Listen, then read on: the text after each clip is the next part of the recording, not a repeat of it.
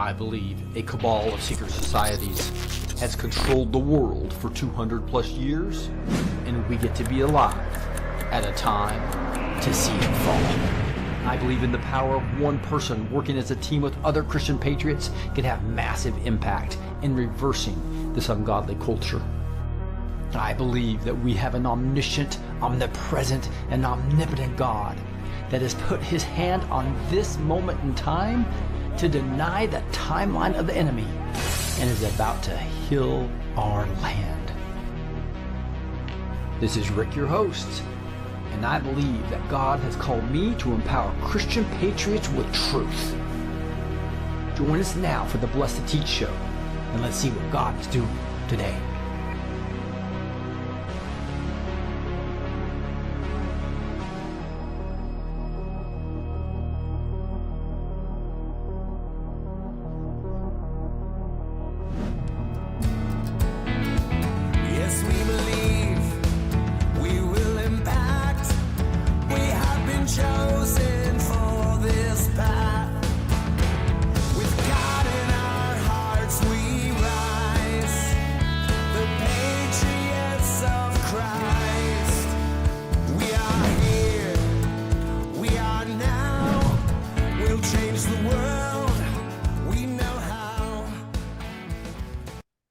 Transform your health with the power of light. Introducing the future of natural healing.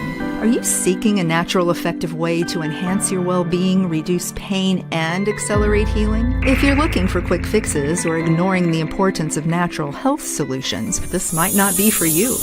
Backed by years of research and testimonials from health professionals, our quantum energy infrared light harnesses the scientifically proven benefits of red and infrared light therapy. Designed for those who value holistic health practices, our device offers a non-invasive, drug-free method to support your body's natural healing processes.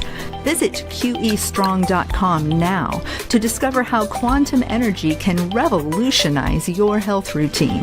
Experience deeper sleep, enhanced muscle recovery, reduced inflammation, and improved skin health, all with just a few minutes of use each day.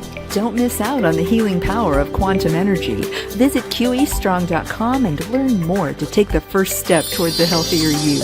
Join the thousands who have already discovered the life-changing benefits of quantum energy. It's time to prioritize your health and well-being. Unlock the healing power of light. To get your quantum energy infrared light today, your journey to optimal health begins with a single click. Hey guys, I haven't talked about QE Strong in quite a while, but I just want to let you know that that's 45% off now, that red light therapy wand. It's got infrared as well as red light. I love it. Also, quite a bit of other things on sale. I'll talk about it in just a second. We got Sheila Holm in the house. I can't wait. We're going to go over her life journey of exposing the elites through the years. There's also a lot of news that we'll get in after if we have any time. I did just want to spend most of the time with Sheila, though, on the Annex D class before praise and prayer, which usually starts around 6:15 CST. So we'll go over there. We might be a little bit late because I know we got a lot of great information that we're going to get from Sheila. But let's I did want to let you know just real quickly before we bring Sheila on that there's an insider blessing sale, guys. I tell you, if there's one product of everything that Rob's given me that transformed my life the most, it was definitely the sleep frequencies, right? These patches or cards that you can get. And the last 10 months since I've been taking these, you guys probably noticed I'll have a cold quite a bit, like 3 or 4 times a year, because I don't get enough sleep. But now, the last 10 months I've been taking this sleep frequency patch or card. Both of those work really well. The Insider Blessing Tales are like 75% off of some products, to 45% off that red light therapy. So go to that QEstrong.com/B2T. Again, and you can do B2T at the checkout. We're going to spend the rest of the time with no commercials, no interruptions, all with Sheila. So let's move over to Sheila. Sheila, how are you doing today? Doing great. It's good to be back with you. And look at how everything is just working smoothly. This is awesome. Yeah, yeah. I think last time we had a computer glitch and I couldn't even get you on the screen. The Zoom wasn't working with the upgrades. But we're live and we're going well, and we can see Sheila. Last time we just had a great conversation though. It was beautiful. And I would just love to take this video, this beautiful video that was done, and kind of go over the history of your life. Especially so beautiful for the people who haven't heard your story, but also for even the people who've heard all the books you've done and all the knowledge you have, but kind of go all the way back. So you mind if we do that to start out with? That's great. All right. And this will be on the website I have down below there. It says hisbest.org, hisbest.org, and you'll see this video there. And if you play it with sound on, it'll have the JFK background. It's a really powerful video. But I'm just going to go through it and pause it without sound just so we can get Sheila's commentary around it, right? And to understand her life quest. So it starts out, and it's kind of fun, and is this whole picture of you at, how old were you, 4 years old at this time? Is that right? 4 years old. That's kind of the day it happened. Dad went, and it isn't that hat. He did AI and has it moving. So he took a little 2x2 with crinkle edges, black and white photo, colorized it, and AI'd it. So, and it's so amazing because he's picked up my mannerisms and how I was and how people describe me. And it has shocked my family because they grew up with me and they said, "Oh my gosh, that's you. How did you get a film at that age?" And he did it with AI. That So, is awesome. That is awesome. but that's the day it happened. It's actually a little cowboy hat and a cap gun. Dad said, "I want you to start celebrating today." And so he went to town and got those that we were Right. celebrating. So I'm going to read a little bit of this what it says underneath the video here, so you can see here. Let me see if I can get rid of that deal that's hiding it right now. There we go. It says at 4, Sheila was asked, and she confirmed she would do anything for father. Her father wants to do. So let's stop right there. So talk a little bit about what you mean by what that was the day. I was marching out in the meadow. Had a horse, and out in the meadow, Dad made sure we each had a horse, my sister and I. And so there I was marching out in the meadow. They're really nice people, but they just don't get it. Some days today, I'm still saying that same thing. That they're really nice people, and they just don't get it, having no idea how powerful that would be. That he would keep reminding me of it 40 years later. Okay. This is what I want you to do. This is what you need to know, and this is what I want you to do. But I was marching the meadow, and then boom, I'm on my back, and he said, "Don't you want to do what I want you to do?" And I said, "Well, I'll do anything you want me to do." And he kept reminding me every time that I said, "I don't think I could go to a men's ministry." It was Promise Keepers at the time. And I said, "I think you should send this guy." And I went around the world interviewing guys and telling God how wonderful these guys were, and they should send a guy. And they're selling 65, 70,000 books a month. I've never even sold that many any time in my life, and still. And God kept saying, "I asked them and they told you no." And so finally I said, "Okay." I said, "I just can't take any more guys telling you no." And he said, "Well, for the same 3.5 years, you've been telling me no." So that really hit me. And then everywhere he took me after Promise Keepers, he took me all around the world. And Okay, when he so did so that, back he up, back sent a up, back up, 4 year old. back up, Sheila, because I'm He gonna, I'm going to go through the whole journey here first.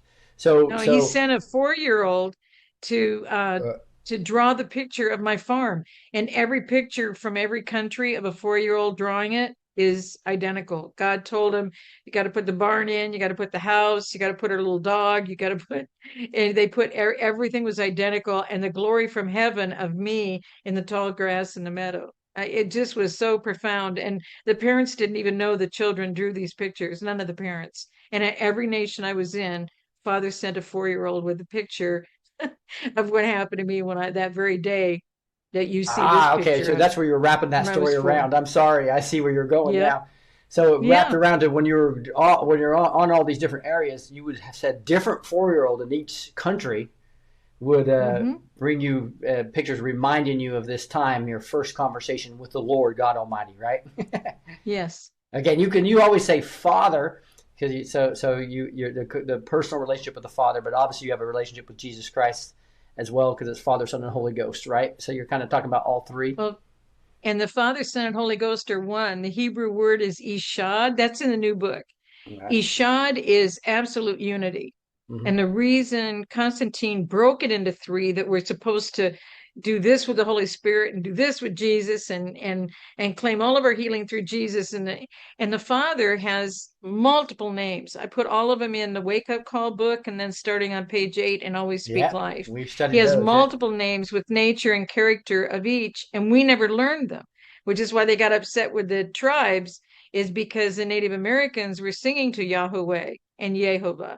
They were singing all these things. We didn't know what that was, or I'm not saying us, our generation, but they didn't know, and they were concerned about all of that. But that's the truth. He has multiple names, Right. and those are the names that are tight for him. And that's why when he gave all of that to me, I put it in a Wake Up Call book, and I put it in Always Speak Life. Right. So you'll find out. I think everything's on Amazon, right? Just FYI, is that the one of the best? Mm-hmm. Right. They're on Yes. Amazon, Right. Barnes and Noble. Mm-hmm. Yeah. So I'm just looking at the Sheila Holm page right there. But so if I go back to this time, you're at 4 years old. You're definitely got a relationship with the God of the universe, right? And you are, Mm-hmm. and then you said all these 4 year olds kind of point you back to just remind you about this time that you promised him you would do anything for him, and that's kind of a relationship that we all need to get to. We're talking about getting close to God, and we could go a whole hour on that subject, but I want to kind of get through the whole journey. Then and so what and that's what this first part of this video talks about. Is there Sheila after 4? Sheila was asked and confirmed she would do anything Father wanted her to do. Now here you are at 10. Oh geez, it's going to be hard because every time I try to pause, it's actually I miss what the bottom of it says. So let's see if I can do this without.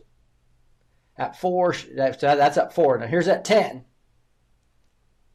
At 10, Sheila realized That's her my mission school was picture. only understood by her parents. Okay, so talk a little bit about that. Well, I thought the kids at school thought when you're a kid, you think everybody thinks the same way you do. And so I was right back to they're really nice people, but they don't understand it either. So, because we're drawn away from it. I've told all the parents of the 4-year-olds that have come to me, and it's happened many times in America too, do logs, start saying, what is God saying to you today? Because they've not departed from the Father. Hmm. And so ask him what God's saying to you today. What is God focused on? And keep asking him, and then log it. When I met another gal from Central Coast, California, Camarillo area, above LA, she came out 20 years later at 24 and showed me all these books of all these logs. And she didn't have a question that she didn't have an answer to until that week. And then I show up on the 20th anniversary of the day of meeting her. Wow.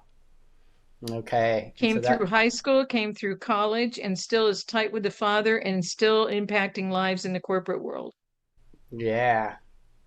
So again, at 10, Sheila realized her mission was only understood by her parents. So that's kind of nice that the parents at least knew it. Mm-hmm. Some people don't even have that. So now here you are going next from corporate director to owner of a corporation. So talk about that. How'd that happen? Well, I was working with doctors. I wanted to turn around. I was a human resources director, and I wanted to turn around work comp because it's so fraudulent. And again, I was in California, but it's the same everywhere. You have to work under the table, get paid under the table to put food on the table. And that Hmm. was infuriating for me as a human resources director because we needed them back to work. But they have to stay out until the attorneys get their payments. And so the timing is not always what we would hope it would be for the people. And so I wanted to turn that around, and I started working for doctors. And then after I was with them, they were in the red when I met them. I got them in the black. I opened multiple new offices for them. We were going gung ho because we were right aligned with what we should be doing. And then all of a sudden, he got so much into the greed and the money. The main owner, he told the attorneys at a luncheon, because I was their marketing director, he said, just tell me what medical decision you want on this case, and I'll give it to you. Whoa. When we left the luncheon, I said, I can't work for you anymore. And he said, Wow. well, you can't just leave me because what we've done on building this. And I said, I'll give you 30 days to clean it up. And he said, give me 90. And at the end of 30, he was still doing the same thing at the end of 60. So I didn't stay the 90. I left. And then the attorneys in San Diego County started getting invitations to their corporation events and using my name as an RSVP. But they said, we can never talk to her anymore. Where is she? They finally said, Sheila left us. And so they all wrote letters to SBA. I was pre-approved for a corporation doing the same thing, medical legal evaluations. I didn't even know what to do about it because you can't split money with a doctor in America. That's against the law. And Right. so I had to set up what's called a practice management agreement. So I did that. We were extremely successful, and it made the guys mad who were making decisions with the judges behind the scenes. And so that's my next phase. Wow. And so if I had to back up, this is medical fraud, really, right? This is attorneys agreeing with judges to make decisions based on getting back end pay. Is that right? It's medical fraud, it's judicial fraud, Hmm. and it's RICO, it's racketeering. You have a criminal enterprise where you have a planned agenda for a certain result, and everybody involved in that criminal enterprise has to stay in that same mode until they conclude. And so it's in essence a mafia structure of where you're told what to do. And so the judge, if you do this for me, you get a $10 million case. I get a new you get a new Jaguar. If I only get 7 million, all you get is a Cadillac Escalade. So they just evaluate according to, and those kind of things happen behind the scenes. And so I had no idea going into the corporation and being so successful that I would end up in a corporate hostile takeover where they would be seizing my accounts, emptying my house, and all of it illegally. I was at the law library, I think, more than any attorney because they have those law books in their offices. So I was in a law library so much everybody thought I was an attorney, and I started speaking like an attorney, but I found out that attorneys know that they only win about 50% of their cases. You win some, you lose some. It's not based on the truth. And I learned that after all of this. Wow. And so at this point in time, you just quit. You're starting your own business to help people. And the reason you left is because you saw the fraud, correct? I And heard it. yeah, and is that If you're going to give them a medical opinion just to win a case, I can't do this with you. wow. Wow. And is this now do you think this is an isolated incident in the California, San Diego area? You think it's a worldwide No, thing? you'll find out in just a few seconds. Okay, great. It So was now huge. So now here we are. She's starting her own business, going well, trying to get away from the fraud. And now here we come to illegal actions by judges and attorneys in the justice system were choosing to operate against Sheila, her corporation, and the rule of law. And here she is again. Sheila provided truth, which exposed Superior Court judges and trial attorneys who decided cases before the trial, and their criminal actions have legal consequences. Okay, I'll stop there. Go ahead. Any clarification there? No one had ever taken. Does that sound like where we are in our country right now? Mm-hmm. Nobody ever took these judges on. Nobody told me when I was doing all of this, and nobody told me within the FBI. There are watchdog agencies in every state, I believe. If there's one in California, they're probably everywhere. But the watchdog agencies have never even put a judge in jail overnight. Nobody told me. Mm-hmm. And it really didn't matter because they were destroying my corporation. And my mother said, you either need to clean all this up or come back to Nebraska. And I dug my heels in and I said, God, we're in San Diego. We're not going back to Nebraska, are we? And so the Father helped me understand the depth of all of this evil and how to take these guys on. And the economic fraud deputy DA ended up, I spent 7 years taking on the judges with the FBI because, and then until it was a federal case, I had to also work with the economic fraud deputy DA. So in 96, they were put on trial. 98, they were sentenced on federal RICO charges. And then in 2001, I had the economic fraud DA arrested in his office. I can't say I sent them out that morning, but I provided all the evidence and documentation to proceed. They arrested him in his office. It took until 2003 to convict him and sentence him on felony fraud. All they had him do was teach golf at an exclusive academy in La Jolla for a year, and then they expunged his law license, expunged his felony, and gave him his law license back. So Oh my when goodness. my mom said, "What did you do?" I said, "I got a few under the quicksand, but it filled right back in." But if I hadn't known all of this, if I hadn't been changed on different social security numbers this whole time, if I hadn't lived through this, I wouldn't know the underbelly of the justice system or the underbelly of the credit bureau system or the underbelly of the judicial system or the financial system. I got to learn all of it. And Yeah, Father took my hand and brought me through. so if I had to go back, Sheila, to this 96, 98, and 2001 and 2003, a success of exposing fraud, how did you expose that? Did you go to who, and how did that actually result in some justice initially? Well, I went to attorneys because it's malpractice Hmm. with attorneys. But what they said was this is so much deeper than malpractice of an attorney because the day that they had my kangaroo court, it was like a day and a half I was in court and they already took everything. So it was just a complete joke. And so I ran to the presiding judge's office.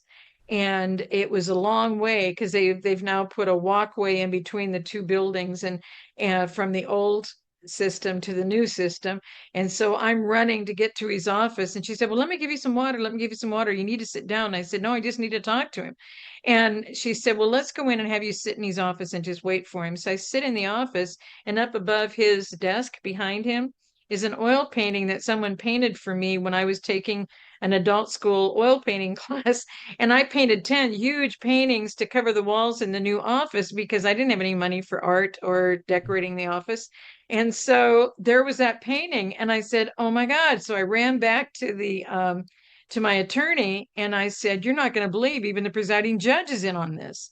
And he said, "Well, what do you mean?" So I told him, and he goes, "Sheila, stop." I said, "What do you mean?" He said, "I make my living in this justice system. I'm not going to get involved in this." And so I met with attorneys as to what to do. And those were Wow. the malpractice attorneys. And they said, "This is so much deeper.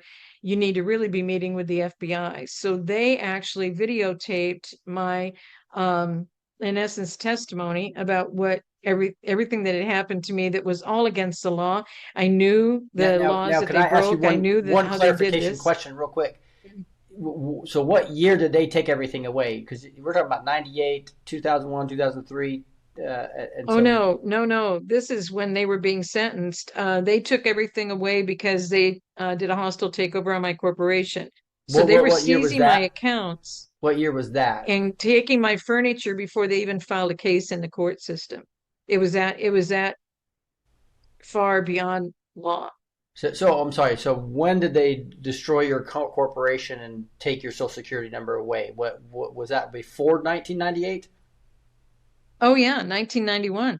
1991. Wow. So okay. 1991 So is this is when back they here, did this this. picture, That right? was the I wore a tuxedo suit jacket. It turned into that picture on there, but I wore a tuxedo suit jacket at the opening of the Right. but I took all this to the news and I was going to have a job on ABC, and then when they found out what I did to the judges, then ABC decided that they were going to kind of hold off for a little bit. But Wow. that was me the day I was going Okay. to sign on So to I missed ABC this. News. So if I had to clarify this, in 1991 is when they destroyed you because you left and they didn't want you to have a company to help, right? And I didn't leave. That's when I had the corporation since 1987. okay, so from And 87 to then 91. 1991, Mm, I came home from my first vacation in 10 years and my house was empty. And you have a 10-day claim of exemption for a corporation. And the sheriff's department, after I paid money to an attorney, did the whole filing with the court, because you only have 10 days to do it. You have to remember what's in the left corner of the living room. Then you got to go get the receipts. It was a complete Wow. debacle. So I And so I put all so this documentation together and went to court. And you know what they said? The sheriff said, yeah, we were there, but we didn't have an inventory, and they brought their own moving van. You see how wow. illegal all this is? So So the so sheriff the is supposed so to have an the inventory. so you're okay. So we had jumped to 2003. What happened? So in 1991 is when they take everything from your house. They take and all this illegal stuff happens, and then you had to go. It took from 1991 to 1996 or 1998 until you really got any justice at all. Is that right? Yeah, I never got justice. They met with justice in 1998. I got you. 1996 is when they were arraigned because the grand jury indictment came out in 1996, Okay. and So that's when it so hit the news. So how did you survive from 91 to 96? What were you doing there? Because they destroyed The your life, right? father, What? the father, Mm-hmm. and then when I was 12 years, it was 7 years getting them to justice in 98, and then it took from and on the very day that they were sentenced and went to prison, that's the same day that the economic fraud DA put a federal tax lien against my corporation Wow. in the Superior Court, okay? Because I was doing this, it was like a payback that he was supposed to do to me. But IRS is federal. There was no amount owed by the corporation. Our file was cleared and closed, but he was able to do that, so the IRS still made me pay. So, but he put it in the state court. All of this is not lawful. All of it, I started learning heavily. This is federal law. This is state law. IRS is federal. This is state court judges being sentenced.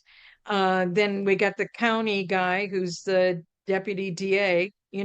And so all of this was done while I was working temporary jobs at $3 and $4 less than what I paid entry level employees per hour. I mean, Wow. it just is what it took. You just do what you had to do to get this done. So that was 12 years of my life. Because then when I found out that he had done that, I went to the IRS. He said, well, you still have to pay it. So my attorneys worked with me to get that resolved and wrote the letter to the IRS and explained everything that they did illegally. And then, so that got resolved. And then it took until 2003 to get the economic fraud deputy DA sentenced on felony fraud. But then in 2004, after teaching golf at an academy in La Jolla, exclusive area of San Diego, is all he had to do. They got his felony expunged and got him his law license back. So, but Wow. but it showed me how they're all connected. They're Yeah. all together. So that's why I'm not trying to get ahead, but in 2012, the top guy in the FBI just wanted to know how I'm coming through all this and not committing suicide. And I said, sir, God, it's easy with God. He just walks you through. Because by this time, God had taken me all over the world and shown me how people everywhere in the world that have nothing have everything because they're walking with Him. Yes. Amen. And so Amen. that was 98 to 2000, 98, 99, 2000. I wasn't home except to do laundry and repack. And no matter where he sent me, the people with nothing in this world were able to do everything with him. Everything is possible with him. And he proved everything in the scriptures to me. It just was so miraculous. Amen. Amen. So I'm going to go to this next part of the video. That now says Sheila's identification charges due to identity theft and FBI requirements 1992, 1995, 1998, 1999, warned by the agents to follow all instructions. Now, I want to back up a little bit. So what do you mean by Sheila's identification charges due to identity theft and FBI requirements? The FBI said that it was my own fault when they changed my social security number in 92, because I still stayed in San Diego and I didn't change my driver's license. And when they gave me the new social security number, they said, don't let it merge with your old records. So every one of these changes, I had to change. I couldn't go through the same temporary agencies to get work. I couldn't I couldn't live in the same address. I couldn't do all of these things, right? And so And I didn't know for this is like the years. government just taking away your social security number and to make your life Uh, hell. Is that right? well, when they give you a new social security number, they already knew that illegals were using them as soon as they were issued. I didn't know that. And they've known it's all been illegal aliens that have caused identity theft, and I didn't know that. Um, And and so but 92, they only what was the original reason why they took your original social security number away? they said that to save me so the judges couldn't destroy me or kill me was to do this process. Ah, So it's like okay. at your own expense, we'll try and give you some witness protection. The joke was my record was merged the whole time. Everything that it cost me to do all of this was So it all didn't for help naught. you. It was supposed. They said it was going to help you, but it did not help you. And then you have identity theft against you because every time a social security number is issued, by the time I got to 98, someone had already caused identity theft against me before I even got the new social security card. Wow. Wow. Okay. So the FBI acted like they were helping you, and they knew they weren't. Right. Okay. That is wild. And everybody else they put through this pretty much committed suicide because they basically destroy your life. Yeah. They destroy your life. You have no way to have a home, have a car, you have no way to function.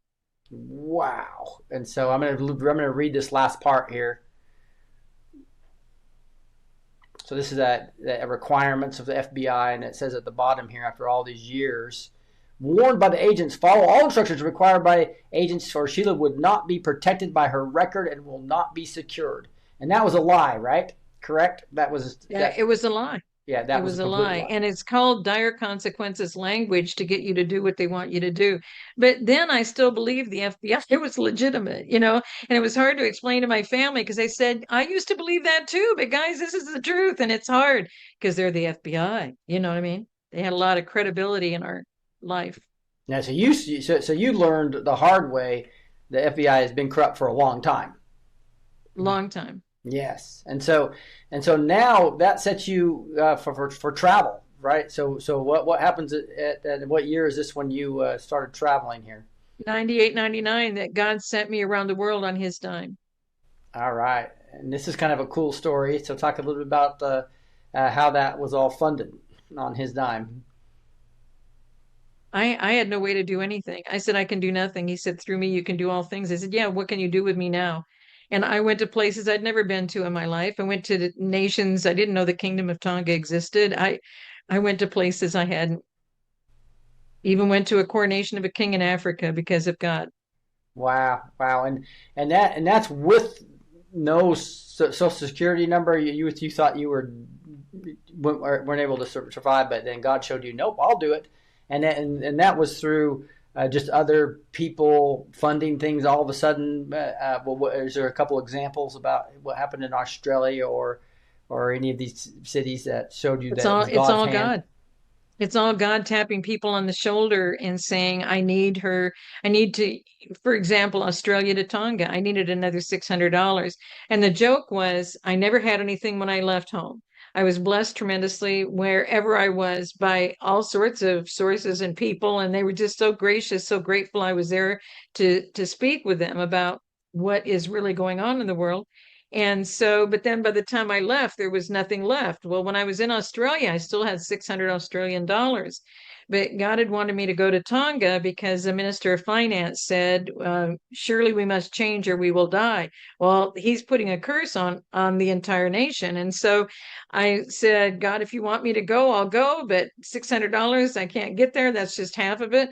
So what did God do the hour before I was before I was leaving Australia? God tapped somebody on the shoulder and said, you missed that first meeting. He's the financial guy for the church I met with the day I arrived. And he said, the least you can do is give her $600 so that she can go on her next journey, and you can get the notes from her if you give her the $600. And I thought, well, how am I going to give him the notes? My hostess and the family was told this. So she grabbed my passport, raced to the travel agency because had to change the flight arrangements, right? So she goes to the travel agency. Her son and daughter pick me up. We go to the airport. We get to the airport. She swings in with the ticket. I mean, it's that tight all the time, no matter where he has sent me. And it involves for testimony for everybody that's around me. Everybody Yeah. that's around me has as strong of a testimony of what is happening with me as what they can share with people about how they were involved. It was so amazing. And it's been that way the whole time. And so she gives me this ticket, and the guy in front of me has an Australian accent, of course, and so he turns around and he says, "Are you the American?" I can't do the accents for all today, and I said, "Yes, I'm the American." "You were the one who was here for 7 weeks," and I said, "Yes, it was supposed to be 7 days." 7 days, yes, I've been here 7 weeks. He goes, "Oh, well," he said, "I'm going to get a special seat for us. I know the pilot. I take this flight quite often. I was the one that was in Hong Kong when you were here, and I didn't get to meet with you, but God said you'd give me some notes if I send $600. Was it helpful?" And there you see, I've only been not even an hour, and God's getting me in touch with the man who gave me that blessing in order to go. So we sit next to each other. We get to Sydney, and the man hands me 50 and pays for the cab to get to the international airport from the local airport. And I said, "Well, you've already paid for this." He said, "Well, God said it's going to help you on your next journey." As soon as I go inside the airport, they need $50 for the baggage fee because I was there so long and got so many gifts. My overage on weight cost exactly the $50 that I just got. So every trip has been with nothing. And you'll see that in my Faith Walk book. There's 7 months of connecting all the dots like this. That's what God did everywhere. And the Kingdom of Tonga fed into the next trip because the day I got home, I was gone so long, I ended up going to England the next day and then working with the ambassador from Tonga. I mean, it just how God lines things up. He kept telling me, "I know the end from the beginning. I know Mhm. what I need you to be doing today." And so that's why surrendering to him becomes easier because you know that you don't know what's going on and you Yeah. don't know where you're headed and you don't know why. But if you say, "I will go," you That's can send me. awesome. And then Amazing what he Scotland can and do. Denmark and Sweden and France. You had not a dime to your name, right? And No, Norway and Africa. And then we come back to no this. credit cards, no checking account, no checks, no debit card, no credit cards, no phone, no car, nothing. And he did Wow. all of this. Wow. And so is there anything you wanted to highlight just real quickly about why you think God sent you to all these places? Well, he proved a lot to me. When you see England, you only see it once, but there was a year, I think it was 99, where he sent me 7 times in 12 months to England. It was hilarious. Hmm. And every time I went, because I'd gone from having a dollar, always a dollar with me, I'd grown to a $5 bill. I always used to keep the dollar bills at the top of the stairs in a very nice looking jar, and just, not like they're going to expand. You add water and you have more money, but I just sitting in a jar. And so I always had a $5 bill, and I would head off to England with a $5 bill in my wallet, and I would be blessed tremendously. He would send me to multiple nations out of England. That was a pivot point for me constantly. And so he'd send me to all these other nations. And then when I would come home after all the exchange rate and everything else, what I had left was $5. Woo! So I said, "This is getting pretty crazy after 7 trips." And he said, "No," he said, "it's my training." And I said, "It's your training for what?" He said, "I'm training you on my currency because I want you to know. And now you're confirming I don't need your money when I send you." So I Wow. left with a $5 bill. I came home and I had a $5 bill, but it's the same as leaving with nothing and coming home with nothing for the next trip. So I always had the $5 bill by the time the next trip was planned, and all I really had time to do was do laundry and repack. And Wow. he took care And of where were you flights, he living? took care of the shuttles to the airport, he took care of everything. So when you were at home with the $5 at the top of the stairs, where was that? Where was that? Encinitas, and I've been in San Diego County the whole time since Okay. college. So you stayed there. Okay. And Hmm. then you went to Denmark and Sweden and Africa. And I'm sure there are stories there, but to get through this, we still have these requirements here.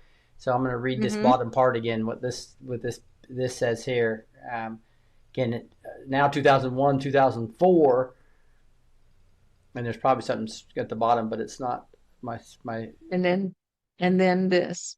Yeah, and then this happened. So this is one more big thing. In 2003, Talking Points memo submitted the Senate Banking and Finance Committee Let me read the bottom part of this. I just went back a little bit. Sheila wrote the talking point memo requested by the Senate Banking and Finance Committee in 2003 for the Home Identity Theft Law. So talk a little bit about that. Well, I had my whole family watching. I was watching. I couldn't afford to go to the Rose Garden, but some family members went to the Rose Garden. They never said home identity theft law. They just called it the second identity theft law. Mm-hmm. So I called the Senate Banking and Finance Committee chair and the person who referred me to the Senate Banking and Finance Committee. They both said the same thing. You should just be honored that you were able to serve your country. I said, but you don't understand. I'm trying to explain to my family that I know now how you guys are, how this is all happening. And I'm tracking all the numbers, and this is all in my Nation Restoration book. I knew exactly how it was happening. All this identity theft. I knew what we had to stop. By 2003-4, they already had a housing program taking only the good credit off of our Social Security numbers that they're using and destroying our credit. They are taking only the good credit for them, putting it on a tax ID number, tax identification number, letting them set up a whole different system because those are protected by our government while they're not protecting the Social Security numbers. I knew all of this. I had lived all of this, and nobody would listen, and nobody would do anything about it. And because I was tracking all the numbers, the Federal Trade Commission quit putting the numbers out on their website. Wow. So take us back to what this talking points memo said and did. Well, it showed all of the criminal activity was all illegals and that the FBI knew it was illegal aliens. They don't call them illegal immigrants, but I was told to be politically correct, Sheila. You shouldn't use the word aliens. I said, well, immigration is a legal process. This infiltration is illegal aliens, foreign nationals. They are not in the immigration process, and nobody would listen. Nobody would listen because to be politically correct, we had to call them illegal immigrants. And that's what the media was. These are the lies. Mm-hmm. The media was doing it. The people in every category were doing it. If you use the word illegal aliens, they would distance and shun you Mm-hmm. because you're not being fair to the people who are just trying to have a better life. And that's what that stupid real estate program where they only took the good credit for them in 2003. All of this is in my Nation Restoration book. Mm-hmm. They set up an entire real estate program. Bank of America was in on it, Wells Fargo, I think Citigroup was in on it, Citibank. But they had three main banks that were in on it, and the government helped fund them. So what they did, they funded their down payment. Mm-hmm. They funded them to have reduced interest rate. They funded them to, you see what I mean? They did all of this. Why? Because they also deserve the American dream. I'm like, are you kidding me? Wow. Are you kidding me? This is a real program funded by our government. All of this and all of the documentation is all in my Nation Restoration book. All right. And so that's right here, the Nation Restoration book, right there. Mm-hmm. And if That's the one it's Flynn's so what wanted did number the 2 since so 21. help me understand the 2003 identity theft law. Is it basically is that still in, is it did Well, it there was help? one in 98. I helped our congressman in San Diego was the chair of getting it written in 98. So I gave him all of my documented evidence to prove to him what needed to happen. Mm-hmm. And then by 2003, we didn't even have a penal code to even arrest someone until 2001. Now, here's the joke.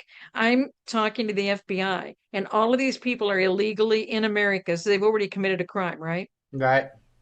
They don't feel they can arrest them until there's a law. I said, when did we have to start writing laws for illegals? Right. When did we have to start waiting for a penal code to arrest an illegal in America? Right. When did that happen? And they said, I don't know what you mean. I said, sir, fraud is fraud. That came out of my mouth. I don't know what God had me say that for, but I just told him, I said, fraud is fraud. They're committing fraud crimes, and they should be able to be arrested. He goes, no, we have to have a penal code for identity theft. I said, excuse me. I mean, it was so infuriating. It was so infuriating to live through this process. But again, if I hadn't lived through that, I wouldn't have had the strength or understanding to write the new book or the book series. I needed to learn all of these things and realize we're so far off the mark. But how is it that they're not protecting a number they give us And then they wanted a national ID number under George W. Bush, right? And I said, you don't need a national number. You can't even protect the Social Security number. It's just like giving us credit cards. And then when there's a credit card fraud, what happens? Somebody steals your wallet. And what do you have to do in order to get gas? Put in your zip code. What's in your wallet? If they stole your wallet and they're using your card, your address with your zip code. Do you see what I Right. mean? So in Social Security, now they don't even have to use the whole number. They only use the last four. Yeah. So all of this I learned, and nobody's doing anything to stop the access to commit the crimes against legal Americans. I had no idea about the 45 points. They didn't want us to survive it. That's why they're bringing all these other people in to do the work, because 2020 was supposed to be a complete genocide of us. Right. Right. And so 20 if means you, recycle unto death. And if we would have known that, I wasn't working on book 6 about the pandemic and et cetera at that time. But since then, I've studied all the way back, and I got back to the 1300s, and every 20 year and every century, there's a big pandemic. And 100 years ago, it wasn't from Spain and it wasn't the flu. Just look at the CDC website. And guys, they're not a government agency. Why they keep saying whatever the CDC does, Americans have to follow. All of this is a lie. All of this, we're living in a whole swamp of lies. And CDC archives confirm it was the H1N1 virus. All these viruses are a venom, a poison. They're all created in a lab. And yeah. the H1N1 virus was the reason 100 years ago in 1920. And now in 2020, it was all made in a lab. All of these are made in a lab. The bioweapon targeting they're using on us is made in a lab. Right. They've used it So against the let me come back military to this, as Sheila, because I want to practice. make sure I understand the 2003. So is this Yep. still law, and did it help? It's a law on the books, Okay. but it didn't do anything because they're not going to do anything to illegals. I This is the gotcha. first time with ICE doing what they're doing right now to illegals. And look at all the people in political layers that are supporting us to fight ICE and not let those people be deported. So that was 2004. And it says now we move to 2005 here. NUI letter with red signature from Social Security required to return the original number to use with a new photo for a new driver's license. Uh, But let's pause just a moment. Do you know what they kept issuing? The 1998 Social Security number. Why did they keep reissuing the driver's license in 1998? In the 95 change, I started with a 624 number. mm-hmm. In 98, they bounced me back 12,000. The numbers always progress forward. So here's the number they gave me: 612, which is 666, 06, 0006. Wow. Mm-hmm. Yeah. So even though they let me do this whole legal process, which all of this is expensive, and get a permanent absentee ballot at that address, thinking I'm done, this will be my last change, they put me right back to that B number from 1998 that takes me back to that Social Security number. Right. So they're They still still did punishing it you in even last year. 2005. In 2005, you're still Mhm. being punished, basically, right? Even last year. That's what you'll see in this. Wow. Even last year. So here we go on 2005. However, 1998 B Saver's license was reissued. Now your books start coming up. So talk a little bit about this. Well, Ken Blanchard, I helped him with the one-page leadership model. He was his first speaking engagement was when we brought him to our management club at Sony Corporation, just up the hill from his office in Rancho Bernardo near San Diego. And so he said, your information, because I got a job with the federal government and I taught entrepreneurial courses, and they had to start a business and be successful in it for me to be paid. And so I made sure they were successful. So that was the copyrighted material from the course structure that I did. And here's the joke. That's 2007. And in 2009, when they made me change my ID again, I couldn't use the Social Security number because I was under a federal contract with a federal number. And when you change the federal number, you can't continue the contract. So I only had the contract for a couple of years, but I had income during those 2 years, which was great. So when I did that, Kim Blanchard did the forward for me, and because it was one page business plan. And if anyone wants to look up one page business plan on Amazon, they can see that a guy did it who was famous. He had a guy do a forward, but they moved the book out in the marketplace so fast. The word forward was FORWARD. The word on a book is FOREWORD. It's a forward, not a forward movement. And so they got it out quickly. They charged $39.95. I think it's still that. And they did a CD with it. But so I had to change the title, and God said it's a better title, 7-step business plan instead of one page. But it is still on one page so that your entire team can stay up to date on your business plan, and you can just look at it every month. How is this working? Is this working? Is that working? So those 7 points are the things you want to stay on top of in your business. And then when they did it in Latin America edition in Spanish, they had to put a man on the front because they said they wouldn't buy a book with a woman's photo on the front. And I said, you don't have to put my photo on the front. You got a woman's name on the front. But anyway, so All anyway, right. that's why it has a man on that one. All right. And then God sent me all over the world with that. because of this book is where you went all over the world right there. All right. Yeah, Now we're I taught at Buckminster Fuller, and they won't do it in America. People won't pay for it, but it's a phenomenal entrepreneurial program. Phenomenal. So Mhm, Japan was just Japan. mhm, Shanghai was just Shanghai. But when I went to Kuala Lumpur, Malaysia, I taught the Buckminster Fuller School for Entrepreneurs. mhm. And then I went to Shanghai for separate meetings that God set up. And then I went on to Shenzhen the next week because 2 weeks after Malaysia, they taught it in Shenzhen. And then I taught the Business School for Entrepreneurs of Buckminster Fuller's outline in Shenzhen, China. Wow, I wow. mean, I've never, God did all of this. I had no way to go anywhere. This is all Wow. so amazing. Yeah, and then the ongoing issue because of this is now we're in 2009 or in 2011. It says after weeks of meeting with an advocate involved in 2011, instead of the B series driver's license, the F series driver's license was issued. So what was that all about? Mhm. What they found is that they found that they were involved in not protecting my information. So they put me onto a whole different F series system, And this is the saying that that FBI. would protect me. The FBI. And so that driver's license was separate and set apart from the DMV system in California. And Okay. so they said that way I was going to be protected. I was never going to have any more problems again. And so I make a Thanksgiving meal. I put it in the trunk of my car.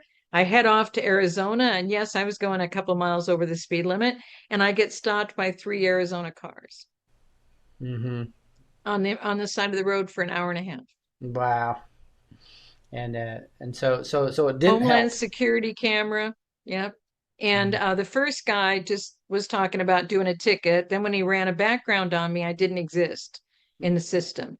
Wow. So I was no longer an American. And so then he called a second guy, and that guy had me get out of the car and took a whole bunch of pictures with they have a new Homeland Security camera that identifies you as an American. And so he took a bunch of pictures and that didn't work. And so then they sent the big muckety muck supervisor out. So that was the third car that came out.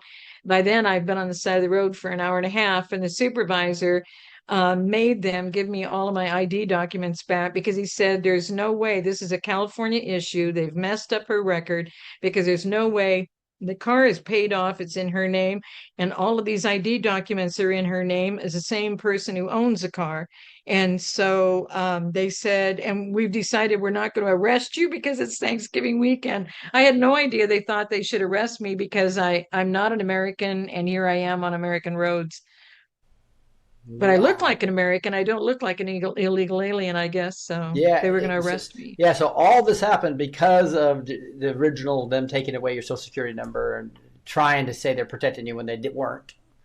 That's Yeah, they said that the F series was going to make it easy for me. Now you can imagine, now you have to change everything about your life because now you're not even on the same numbering system on a driver's license. You have a completely different social security number again. Okay. And so then I come up to the 2014 renewal, and guess what happens? She was promised renewal in 2011 driver's license, a new photo required again. However, 1990 B driver's license reissued again. No promises were fulfilled. New promise F-Series license will be reissued for 2019 renewal with a photo. Wow. And so what did that cause? And then I get a phone call. I did not realize nobody put a judge in jail overnight, and now I didn't realize no civilian. It is the FBI who was supposed to turn in everything to help me be protected to the federal grand jury when they turned in the other guys. They didn't. And so because they didn't, that's why I've been left out in the wind this whole time, and I didn't know. So now here I am in 2016 being invited by the federal grand jury in San Diego as a civilian, which has never happened. They don't think in America, but it's never happened in San Diego. And so I just said it's first civilian ever asked to submit their own federal grand jury case in 2016. And then it took until March of 2017 to get the FOIA. And so that's what you're going to see next. 2016, first civilian invited to submit a case to the San Diego federal grand jury. 2017, father prompted Sheila to title her revised case FBI FOIA Targeted Individual. She did not know about the targeted individual chart until 2024. So did you already talk about that chart? Did I? It's not just the FBI. You can see some symbols on there as to what we're up against. Nazis everywhere. As to what happens to people who try and bring the truth to the public. This is what happens to you. Starts out with under the DOJ and the FBI, but then it moves into all these other areas. And you have all these other groups doing things to you about your life that you don't even know. You don't even know how it's happening. You just know your life is messed up and you're trying to keep it as clean as possible. So wow. So you became a targeted individual, and they basically and so why are these Nazi signs here? Because they're just accusing you of being a Nazi when you're not? Is that what they're saying? All of this is under that. The National Democratic Socialist Party is under Nazism, fascism. Mm-hmm. All of what we're dealing with goes back to the beginning. They were formed in 1792, mm-hmm. and that's when they moved to D.C., and nobody realized that D.C. is a 10 square mile area that is not our land. They took it from us and made it their own sovereign territory, and then built their government structure over us. And what we didn't know, and this is in the FBI chapter in the new book, every single village, town, city, county, state is under a corporate structure with a local government structure hidden underneath it. And they let us vote on 4 people. We think we're voting for everybody. We're just voting for 4 people. And they have a merit-based system on how they select who the politicians and political leaders will be. And so it's not just been rigged elections now. It's been from the very beginning of our country. And number 13 in the new book, point 13 on the 45 points, is avoid all loyalty oaths. And so what we haven't understood is that the high nobles and the secret societies have been running everything since we were formed. In fact, our territorial governors were all high nobles in the Knights of Pythias. Our entertainers were high nobles. And all of these people that we're just finding out are a little bit different than we thought they were now. It's been going on since the very beginning of our nation. And wow. So it's not just the last 5 presidents. Wow. It's not just the last 150 years. It's the whole time. So if I had to come back that's why. Go ahead. If I had to come back to the targeted, go ahead, finish that sentence. I'm sorry. That's why we haven't understood. We've been controlled by secret societies that are controlled by those thoughts. Because there's only 2 kingdoms.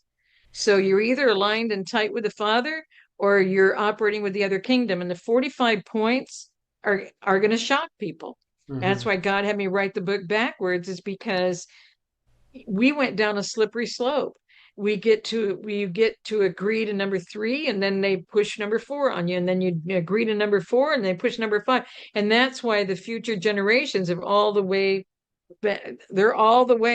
over on the side of the world, completely away from the Father, and nobody really noticed it. Nobody noticed that this whole slippery slope has been going on the whole time. And that's why the generations, and they told us they were done with the generations. Remember, it quickly went from millennials in 2000 to what generations? X, Y, and Z. And they did not think they were done with us. Mhm. And now Z's can't even buy a house, get a job to pay for anything, handle the car payment and a house. We did not realize, and look at how they gave up the industries. We're trying to bring back the textile industry, and they got rid of all the cotton mills and the steel. They got rid of all the steel plants, and we got rid of everything, and we didn't watch it happening. And that's why now to rebuild this, we've really got to get busy. Right, We've right. really In got to fact, get I busy. wanted to come back to this. The target individual is what you were, right? You were targeted and you went through this process. Is that correct? And then, Yeah, and I didn't know it was this. And when God right. said, I said, I don't even know what to title this case because I had to actually do legal pleading paper and make this whole case about what they did to me. Okay, so let's go back to Trump here. Um, and so see if I've missed anything. No, he took this case and he added a White House case number on it Yeah, immediately when it hit his office. when you knew you were targeted, and then this is Trump actually had 2017. President Trump assigned a White House case number and sent Sheila's case to Inspector General over DOJ Michael Horowitz. Great progress until the end of 2019, then COVID. So Yeah. Trump actually helped. Did that help you? How'd that help you? What Trump did there? Well, we're going to clean all this up. I think that's why Trump's been saying at the end of the rallies in 2024 that those of you who were destroyed by the three-letter agency agents and their agency are going to receive full restitution. That'll Mm-hmm. be a great day. I don't know when that day is going to happen, but he gets it. They destroyed us to the point you've got no options. Right, So right. those who don't have God had nothing. Right. And this says 2017 prophetic word confirms Sheila's lifetime assignment. And so I think down here it That's when he says, told me you're a Joseph, not a Job. They kept stealing everything, but he said that what this prophet said, the same one that gave me the word you're going to see in 24, he said you're a Joseph, not a Job. You made an agreement before you came to do whatever it takes to save America. And he showed me this Roman numeral Times New Roman in letters large, and then a little bit of red behind on one side. And I said, God, I need a big confirmation. If you think I'm here to save America, I can't do it myself. And so I was really panicked. And God said, you want a confirmation? I'll give you a confirmation. So it wasn't until 21 when the president left and went to Mar-a-Lago, he changed his stationery to Save America. mhm. And then last year I thought, well, I can't do this book anymore because he came out with the book Save America. Did you the one with the picture of the fight, fight, fight? And the name of the book has Save America in the same big letters, Times New Roman, and it's in gold. And I said, oh God, now I don't have a title for the book. And he said, I'll give you a better one. And that's when he hid to save souls, save America, save the world. In the midst of an eternal plan, always trumps a human plan. See, those Mhm. little letters right in there are Times New Roman, and that's what it says to save souls, save America, save the world. I just wanted to cry because here I'm Mhm. telling him I don't have a title for the book, so there's no reason to get the book done because I was so exhausted. The research has been so intense, Mhm. and I said, okay, now you let him steal the title, so now it's over. And then he gives me this title, and I was amazed. I Mhm. was just amazed. That's awesome. That is awesome. And so now, 2019, a new photo required to issue F Series license. I'm so sorry not to laugh, but it's like, oh my goodness, they've done everything. Finally, returned the F Series license. However, 1998. Sorry, every time I lifted a B license. So what was that all about? What happened here in They keep going 2019? back to that social security number and that B license that they issued in 1998. They're not going to get off of that one. They're just Wow. not going to. And that merges everything in between. You know what I mean? All back to that social security number. Right, right. And so then we start coming back to 2019, and it's a walk it's a walk of faith. It's all about all this traveling and everything you did. So was that what book number was this? These are all in order. So you're going to see the first trilogy and then you're going to Mhm. see them all in order. Right. So 20 and so did the walk of faith come out about 2019? Is that about right? Oh, no, these all started in 2014. Okay, But 2014. this is Okay. just now what he has done with me. Okay. God's storehouse principle. Then had the workbook to go with it, and God's currency. And that currency is what you're talking about, where you don't need any money, right? Basically. We don't need the world's God said when the world currency collapses, I want my people to know how to operate with me so it won't affect them. Ah. And then this is that okay, that and then after God currency, you had nation restoration, which you talked Those about were all that. in 2014. Okay. Wow, that's a lot. Wake up And call? then these were all in 2015 up until Christmas, the Okay. Christmas book. So I'm trying to see. This is a search of Wigglesworth in one accord. Sounds like a biblical title there. One body, one spirit, It's one hope. it's it's all about unity. We believers have to come together against this evil. Yes, amen. A peculiar people, discipleship of a peculiar people. That's what we're supposed to be, right? We're not supposed to be just like the By world. a peculiar people. Because that is who we are. We're not the norm. Yeah. Always speak life. Right? That's that. Death and life are in the power of the tongue, right? Mm-hmm. And then always speak life, and then we have Christmas. All right. That was 2015, right? And for the sake Mm-hmm. of America. One, two, three, Those four, five. started in 2016 and they came out on every year they came out on Yom Kippur, no matter what happened, no matter what happened in editing, no matter what happened with the title or the cover doesn't work, or no matter what the issues were, the exact day that each of these five came out was on Yom Kippur, the day of repentance, atonement. Wow. And that's the Forsake of America 3, Forsake of America 4, Forsake of America 5, a Wars Battlefield Strategy Devotional. He That put that 20, on a target range. I thought that was a great background. That was so cute.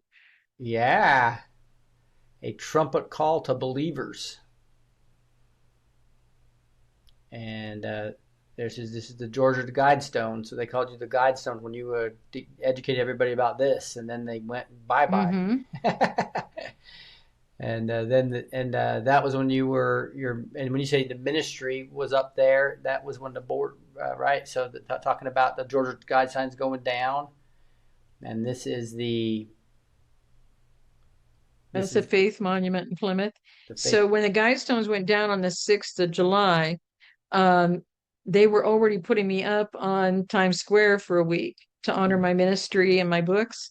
And they were able to call him because I sent the picture. It was a friend at Reawaken, and I sent a picture of the Guidestones going down at 4 a.m. And they were able to get a hold of New York in time to get New York to add that picture of the Guidestones going down on Times Square that same day. So, and then it was on Times Square for a week. And that's when I was invited by Clay Clark to talk only about the Guidestones at Reawaken that was in Virginia. Awesome. And then obviously these were big. These two. That's a faith monument, identical as a soldier monument, but no words because they knew at the time of the Civil War all they want to do is kill believers. We're on our own. A Whoa. real stark difference. This one's in Gettysburg at the National Cemetery, and the Faith Monument is up in a little cul-de-sac up in Plymouth, Massachusetts. I've given tours of it a couple of years, 3 years. Okay. There's a Cape Cod event with Gideon's Army, and so I've done tours with them Faith on the Monument in Faith Plymouth, Monument because those are the Massachusetts. 4 pillars how to raise up a child and the way they should go. And all that was put together by the Pilgrims. And this Gettysburg one was put together by the soldiers, but you can tell they knew about the Faith Monument because it's the exact same design. Right. So let's go to 2024 here. Unable to renew driver's license again because Sheila didn't exist in the systems of America again. Required to prove. Go ahead and finish this up. Yeah, they had removed me as an American again in 24. They Wow. weren't going to let me go back to the F Series license. So Mm. I had no option. They extended me so I would have time to get there and renew the license. But all they'd let me renew is the B Series license in Mm-hmm. 1998 again. Wow. They just don't want me to be free of that system. So, and then in 2024, that's when Father said, what he's revealing to me will seal their fate. And that's in this new book. And that's in the new book. And so, and the journey through the decades continues with Sheila Holm. And that's your new book. And so, guys, go grab a copy of this. This is actually talk a little bit about this, and obviously, this has got how many points in it? Did you say 45 points? There it is. It's countering the 45 points. They use 45 points against every nation. What they're doing to us right now is our 45 points, Right. and they were at the end. Mm-hmm. And that's why it was so critical to get the understanding of the canal. So all that research you're hearing from the president has all been because that's point 44, and God said to write the book backwards. So he was Wow. so good to me to give me that research. That's wild. That is wild. So that beautiful. Thank you for us going through that. I love that video. Playing that video by itself, guys, go there at hisbest.org, and you'll hear the sound. And I think you'll get, now that you have the background of this, you're going to love that video. And also, we'll love her books. So go to hisbest.org, do some research on that. If I go to that website, that on the front page there is where you'll see that video. Okay, and I'm going to come over If you here. back up on the video just a little bit and you go to we missed the map. Okay, yeah. We missed that map with the 3 eclipses because that was God's message to us. You don't get a full country covered in a solar eclipse. It doesn't happen. We had these 3 in 7 years. The next one isn't until 24 years from now, and it's just going to dip into North Dakota, Montana, and that's it. What God did was put his name, Aleph, on this, and that's number 1 in Hebrew, and Aleph is all truth and all life. You only have truth and life through the Father. Without truth and life, you have death. And so the only truth that you will have when you have total truth, because there are no versions of the truth, is through the Father. And that's what he was confirming with us by putting his signature. And when he put the one in 2024, the one that swings up from the Gulf up to Maine, Right. when you see that one actually went through exactly 6 towns named Nineveh. And I know people say there's one over in Virginia, but you see how far Virginia is off the direct path. And other people have said, well, there's one in Canada. This was American message for America direct from our Father. Right. And those 6 towns in Nineveh, 6 means several things, just like that Hebrew video that we shared. It said tent peg, and it means beast, it means human. Well, 6 for this, God said, was Ruach HaKodesh, which in Hebrew means the tight connection and the relationship that we have with the Father. And that's through the Holy Spirit. And so those 6 towns of Nineveh, God said, you now need to teach them the Nineveh lesson. And these were things I did not put together. As much as he kept saying, about Jonah, every time I said I couldn't go to Promise Keepers, and he sent another person, I got so sick of hearing that I was Jonah. And so I finally agreed to go.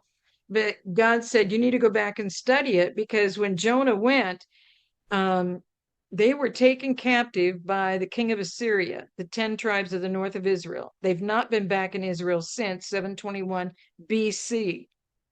And so there's a lot for us to learn. And the 2 in the south, all of this is in the personal letter in the new book in the front. And in 587, 586 BC, that's when the 2 lower tribes, Judah and Benjamin, were marched off to Babylon.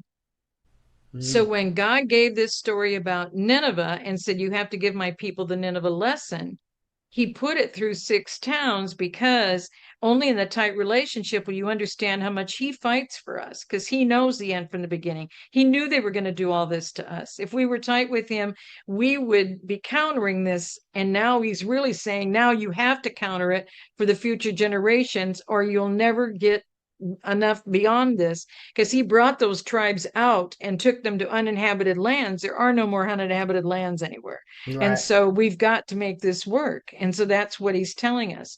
And in Nineveh, Jonah went, and I didn't know, they'd only been there 9 years. I didn't know when Jonah went, because it's not in the scripture of Jonah. The little book of Jonah has, I think, one in between, Micah, and then it's Nahum.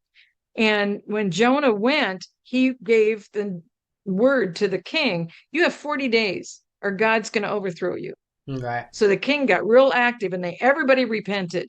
And because everybody repented and everybody cried out to God all throughout Assyria, God relented. Then Nahum is sent to say, time's up. That's it. It's over. And so what happened is Nahum's there making that happen, and the father's meeting with the king in only the way father can. And you'll see at the end of the book of Nahum that in essence, he's telling the king, you'll never know where my people are. So what he did was extricate the 10 tribes that were taken captive 109 years before, 721 BC. And when he said he sent Nahum 100 years later, he said, now you know when I sent Jonah was 712. So they'd only been there 9 years.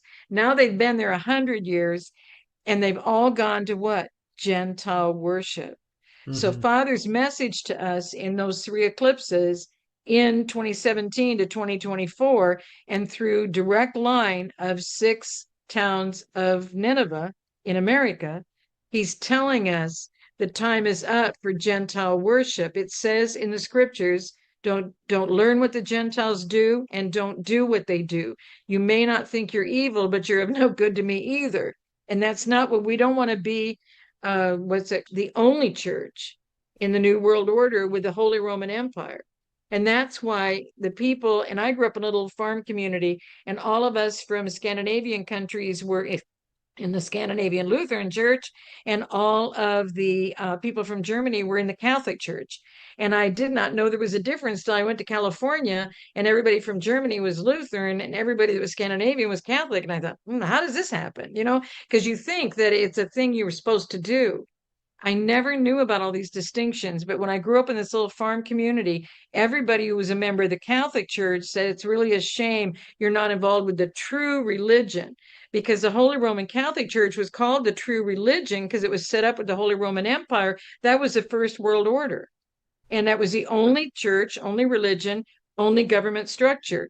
That was the merger that then went to Germany, and from Rome, it went to Germany in Berlin. Why do you suppose they put a wall up in Berlin? And then they brought it to America in 1871. That was Albert Pike, same time they put the corporation together. So what Father's trying to tell us is your Nineveh lesson is you've merged with all these Gentiles. That's why you merged with these 45 points. You see how he did this to me? And then he gives me this book to do? Because all this was happening in 22, 23 when we were on Reawaken tour. It was in the fall. It was like in November in Branson. It came Right. out of my mouth. And nobody was talking about the 23 eclipse. So I'm saying all this. And then by January, from November to January, I made sure these maps were done, found the 23, found all the truth of this. And God said, you've got to get so critical to give this message to my people. And I'm not kidding you. When Flynn held this, you were there, I think, Rick. And when Flynn held this, he looked down and his jaw dropped when I said 2017 went from Salem across, because God immediately was reversing the curse when Trump came in. That was in August of 2017. And then 23 went again from there to the Gulf. Okay, so swiped across, but that slanted A is his Right. signature across our nation. All of this comes out of your mouth, and then you got to go put it together so it is explainable to people, never knowing that right after I do that, like a month or two, I'm going to be getting a copy of the 45 points because I'm supposed to know what to do with it. And I'm like, they're bad. You want me to write scriptures and help people counter this? And then it was after my first research was quoted by the president on 8/23 of 23. That transcript with Tucker Carlson is in the book. Mm-hmm. And when that happened, and I realized that Father is sharing it direct with the president's speaking to me on a TV screen, and I just wanted to know, well, if all of this is this bad, then who has control? He said China, but I'll call Xi and get the control back. So I'm hearing this. That inspired me to continue working on this book. And then he stole my title, but I still continue because God gave me a title. We never know. And that's the biggest thing I can tell you. We never know where we're headed. Mm-hmm. If you surrender and let Father take you where he needs you and to do what he needs you to do, even with blessing widows during the day, even in a grocery store by paying for something for them or helping them find us something that they can't find, just everything you do based on what he's asking you to do keeps expanding the blessings of your life. It's called I don't being know another way yoked, to describe it. right? It's called being yoked. Mm-hmm. And and I think that's And see what happens when yeah. we come together. Are you realizing when Rick's, I don't remember, and then Rick has the term. This is how it happens when we're so tight with the Father, and we want all of you. God doesn't love me 1 ounce more than he does anybody hearing this message. There is no difference in what God has done with me that he won't do with you tonight and tomorrow. I'm no different than anybody. I was just a farmer's daughter in Nebraska and then ended up in California, and I didn't know I was going to go through all these things. And at any point in my life, I could have made a different choice without the Father's approval and never have gone through this and never been able to explain this. And what if I couldn't get this truth to the world right now? Mhm. When Father tells you, I was able to use you in this way, and I'm grateful, you're like, but you gave it all to me. This isn't Sheila Holmes 500 pages. This is way beyond me. And when he had me do the personal letter, I thought, oh, you just want me to review where you've taken me the past 3 decades? I can do that. That'll be easy. That isn't what he had in mind at all. But because I said yes, he turned it into talking about Aleph, Ishad, which we said is absolute unity with the Father, and then Kofefe. Mhm. So I don't think we've told the people about Kofefe, but if you want to tell them about Kofefe, that could Yeah, be you fun. And talked I don't about even know that if a we have little bit time left. in our last episode. But we'd love to have you come on. I think Gus has got you coming on each, so we can go delve, because each of these topics we could go so much into it. But I would love to have you come on next time and maybe drain some of the most important points that you think we should talk about, right? And bring each of those up. I think that would be very important. And so, but if you had to just kind of, I know we're supposed to get into praise and prayer right now and move over to the other channel. People could be waiting there. What I imagine you have a lot of hope now, especially when you've seen what the Father's done through you. But talk to some people out there that might be losing hope. I hear a lot of people say nothing's happening. It's well, any message to somebody that's losing hope right now? Father needs us to be working with him and serving him. The world will put you out of faith and out of hope. That's their whole plan, is distract you with pieces of information. That's all they've ever given us, and most of it wasn't even true. So we've spent our whole life believing we could trust people, that what they're giving us is a truth, and it's been a lie. And that's what they said. The CIA director in 1981 to 1987, Casey said, we must give them lies until everything the American people believe is false. And that's where they took us. But if you get a chance to look at these 45 points and realize how subtle it was, that they slipped us from 1 and 2 into 3, into 4, into 5, into 6. And by the time they got to 13, but we didn't know, they stopped taking any loyalty oaths to anything that would help or protect us. And it just kept sliding all the way down to where they said that we have to give Panama Canal back to the Panamanians, and it never belonged to them.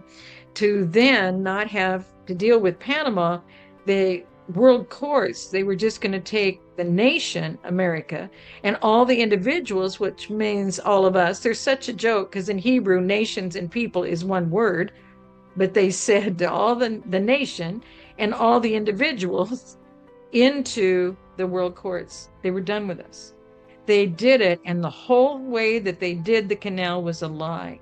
And that God would love me so much that he would give me the truth about that, and it would cause this whole research thing to happen in our government, and that we would realize that the whole thing was just to have us believe there were no individuals down there, so they could easily take America into the world courts. And that's why they were filling America with all these people who they were going to give this nation to, because they came here and are depending on the money they're giving them, so they'll do anything they want them to do. Right. You see, the opposite of where God sent me is now what they were doing with the illegals coming into our country.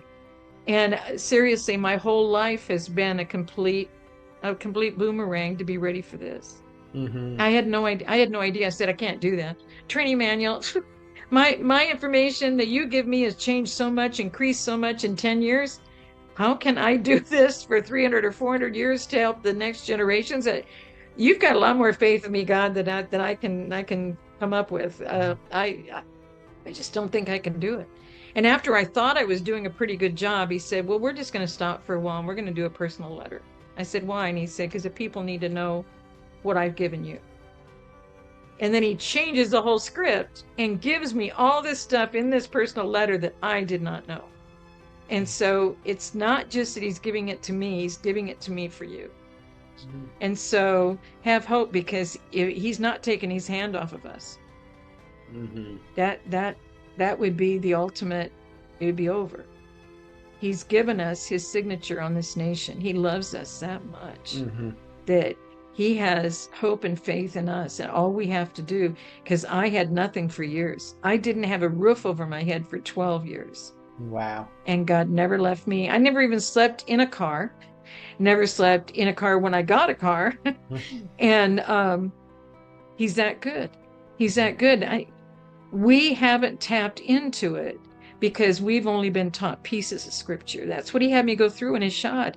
Part of the division is you don't know scripture in its full context. You just know how to quote things, you know? And when you quote it, you don't understand what happens right after that. What his warning is to us. It's like, whoa, wait a minute. You just told me my people perish for the lack of knowledge. And I didn't know. So therefore I'm rejecting you and onto your third and fourth generation. What? Say what? I use that as an example in the book because that one just, when he showed me that, he goes, Sheila, just keep reading. Let's just sit and read tonight. And so I'm reading the rest of it. I go, this is horrible. I mean, you mean this is because I didn't know your knowledge? What? And so there's so much richness for us. And he doesn't expect us to be Bible scholars. He just wants to be with us in the reading of it. He wants to be with us in showing us, because he knows the end of the end to the beginning of every life, of every person that's listening. And the gift is he never sleeps. In the prior 2 weeks, there were 3 nights each week I didn't sleep. And people say, oh, Sheila, oh, you're going to have to just stop everything and you're going to have to get some rest. You're going to have to sleep. And I said, no, I was with him. And he gave me such knowledge and understanding and wisdom of things that everything's going to be so much better that I'm going to submit, because I had to submit a lot of court legal documents and I couldn't have gotten through it without him. And I'm not an attorney, so I didn't even know how to respond. And these guys I'm up against, they're a statute for this and a statute and code for that. And I don't know what statutes are. And so God said, you need this statute. Because they tried to do a motion of summary judgment against me with just allegations. And you can't have one allegation if you're beyond a burden, if you're the burden of proof and you feel you're beyond a reasonable doubt. You can't have one allegation. And then he relied on the person that he brought in to review all of this. And all that person gave were allegations. But with every allegation, they did an accusation of me. And I'm not a party to the matter. I'm not an important part of this. I'm not the focus of the case. And so destroy the person and put in allegations and she'll fall for it. And you know what I mean? And so God flipped the whole thing. And the judge said 3 times, intriguing. It's very intriguing what you're saying. I'm the only one that stood in the court. And she said, you don't have to stand. You can sit. And I said, no, I'm standing to honor the court. I'm standing to honor who's really supposed to be represented here. I'm here. Was that the case back in truth? The what? Was that back in the 96 time or? No, this is right now. A week ago in Nebraska. Wow. Okay. Had to go to Nebraska in person and come up against all of the stuff that these big attorneys did that never lose. They said these two are a team. Okay. They never lose. You talked lose. about that last. Okay, you talked about that was with your family and everything. Okay. And I remember that. And so what happened is God gave me all the truth to say, well, this statute says you can't have one allegation. And then I apologized to the court because I'd already responded to all their documents, gave all the clarity, gave all the documented evidence, and they didn't give any documented evidence, didn't have any under perjury statements, didn't contact any of the people they were supposed to contact that I gave them back in March. They hadn't done anything. They were just ready to end it because we'll buffalo her with all these pages that just have all these allegations. And I only had the responsibility, according to an attorney who reviewed it the night before and said, you only had to answer one of these. You don't have to answer everyone. And so I apologized to the court that I took more time in this, but it's to prove that they have no factual documented evidence to prove what they're saying. It's a lot of words, but it doesn't meet the burden of proof that they've proven this matter beyond a reasonable doubt. And the judge had tears. The judge had tears. I just was, when I said, they're trying to say this, but they didn't look at all of this. And that's why I submitted my document from March, because then I was still a special administrator, but I didn't have an attorney behind me. Well, now I was just one of the interested parties, and now I could resubmit it. And she accepted it. And I said that same outline they could have gone by, and they chose to ignore all of that and make it all about me. Mm-hmm. And I'm not the focus of this case. Mm-hmm. And so, guys, I had no idea. I had no idea when I spoke with you last time. I had no idea what Father was going to do about this whole thing. And I'm not in it for any of this stuff. I'm in it for the truth. And that's why I said I'm standing in truth. I'm standing on behalf of my own mother and father. I'm standing on truth for them. I'm standing on behalf of the court, and I'm standing to honor you, Your Honor, and the court. And I just kept saying, I'm standing. God just kept saying, you're standing in truth. And I didn't sit down. I think I filibustered 2.5 hours. They talked for an hour, and then I talked for 2.5 hours, and we were out of time. And the judge just took everything up in her arms, and just was so amazed, and then said, I'm going to take it under advisement. And I'm going to review everything, because they hadn't told her any of this, and they were trying to end the case. Mm-hmm. And so, guys, it's amazing. Your prayers. So and is that was that still in process now? It's under advisement, and she'll probably end it. There's consequences, severe consequences. There's the top 4 could have the attorneys themselves imprisoned or disbarred. What the court will do, I don't know what they will do. But when April, I was there, Father said, now they've they're meeting their Waterloo. And so I had to look at the meaning of Waterloo, and it means that after all of this success, and these guys never lose, and meeting all the success, you meet a devastating defeat. That's meeting your Waterloo. And he said that in April, and we had a hearing in July, and they proved again. I said, if the court will listen to the July 3rd hearing, you will hear them say that absolutely they called every person, and every person did not align with anything that Sheila Holm has been saying in this court. And that's what they said in July. So I went ahead and called the people. I didn't ask them for a written copy because I'm not an attorney. I asked them for what happened. Not one. And they could have called 1 or 2 and heard something. They chose not to call a single one, and yet say that all of those people had statements that never lied. With what Sheila Holm said. They didn't do the work and lied. So that's how arrogant they were. So right? False claims, false statements, breach of fiduciary, criminal enterprise, collusion with the defendants on a criminal enterprise process of a pre-planned agenda that they had to carry through. It's so just to wrap amazing. This up, because you went in a different direction here. This was all about what you recently have done. Again, confronting improper judges, it's what you guys prayed attorneys. into. It's what you guys prayed into when we were together. Yeah, that's awesome. You guys prayed into this, and it came to this. Mm-hmm. Yeah, that's awesome. That's awesome. So we do want to pray for you real quick, but we're supposed to be on the other channel right now. So I'll just handle the prayer warrior. We've got a lot of prayer warriors online, but thank you. They're this great Charlotte and Gus and Teresa and so many others. But let me do the dirty work. Lord, thank you so much for Sheila. Well, let me ask you a little before we really go to him, Sheila. Is there anything specific that you want prayer about right now?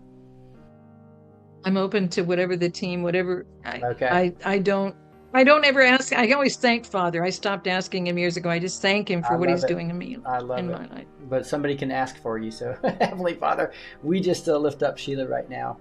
Thank you for her example. You know what I really ask, Lord, is that you will give more of us a heart to just allow you to yoke us as we surrender. Lord, I just ask that more people on this call that listen to my voice, whether it's a recording or it's live, that they will just surrender to you like Sheila has, like Nathan French has another example. They just listen, and they're available to be adjusted at a moment's notice. And they hear you say My sheep hear my voice is what you say. Lord, thank you for Sheila's example of that. And then may more of us really hear it.